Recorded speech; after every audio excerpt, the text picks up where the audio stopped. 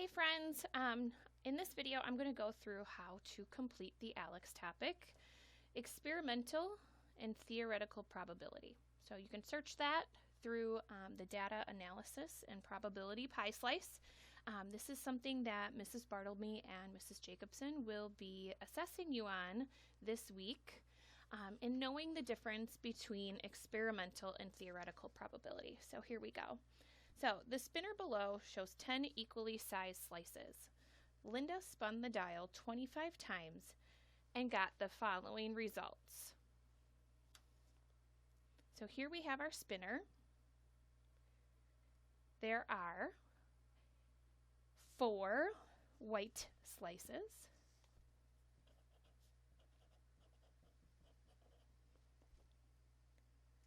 2 black slices, and 4 gray slices. So that's something that you are going to want to just acknowledge prior to getting started. Okay, so this is what we call our sample space, which is really what are the actual results that we could get. Okay, so if we look, out of 25 times that Linda spun the dial, here are her outcomes. She got 8 white, 14 gray, and 3 black. That's very important to keep in mind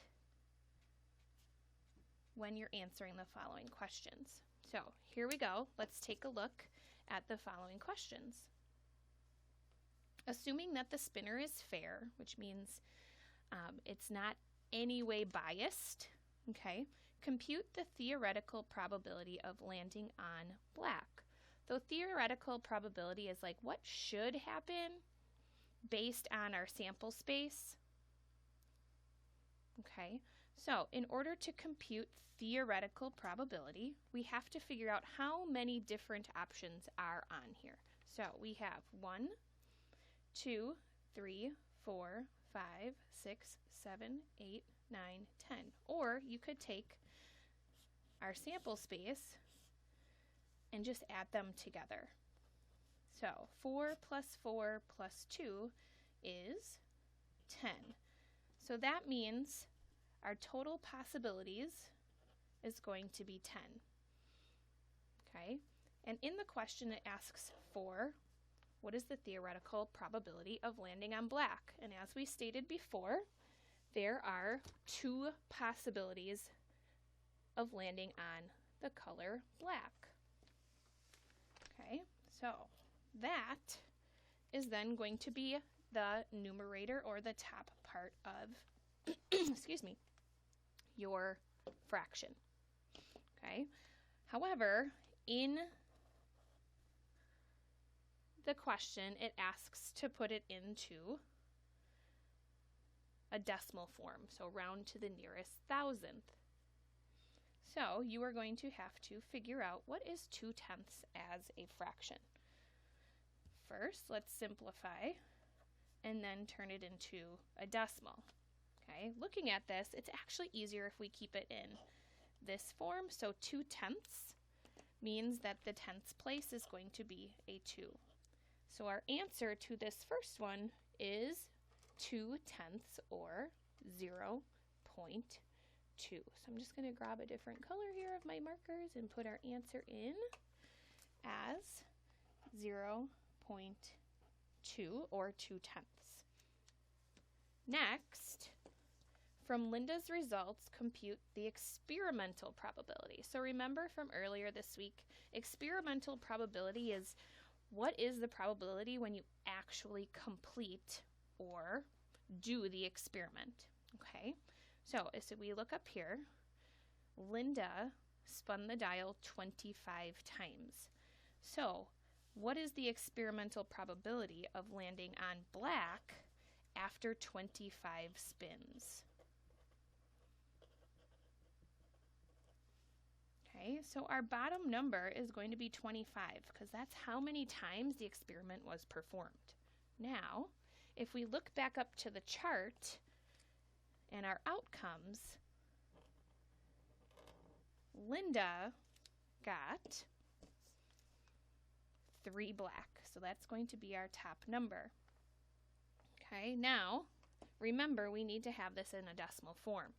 So the easiest way would be to figure out how can I get 25 into a decimal that works well with either tens or hundreds. Well, I know that 25 times 4 is 100. So I'm going to take my top number and multiply it by 4, which gives me 12 100ths. So that, written as a decimal, is 0.12 or 12 hundredths. Okay. The last part that we need to go over is section C, which asks us to kind of make an analysis of what is going on here. So assuming that the spinner is fair, which statement below is true? Okay, so we need to remember that the more times an experiment occurs, so how many times or number of spins happens, the more we do something, the closer the experimental and theoretical probabilities should be. Okay, so the difference between them should be less the more times you perform the experiment. So I'm going to write that down here. So the more times an experiment is performed,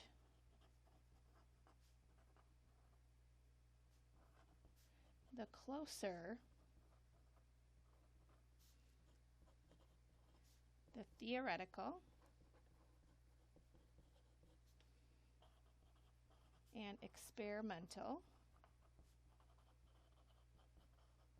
probabilities will become.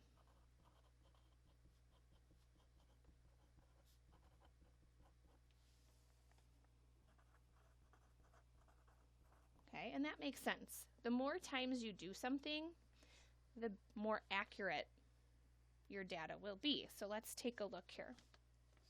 So with a large number of spins, I'm going to underline large number of spins, there might be a difference between the experimental and theoretical probabilities, but the difference should be small. Okay, so that kind of fits with this, that the experimental probabilities and theoretical probabilities will become closer. So let's see what the other ones say. With a large number of spins, there must be a large difference. So large number of spins, large difference, that doesn't sound accurate because we said the more times you do something, the closer the probabilities will become. So I'm going to cross this out as not one of my options. So the next one is with a large number of spins, there must be no difference between the experimental and theoretical probabilities. Well, that is not accurate either because the no difference just won't happen. There will be some type of difference, but hopefully that difference will be small. So this first one would be my best answer.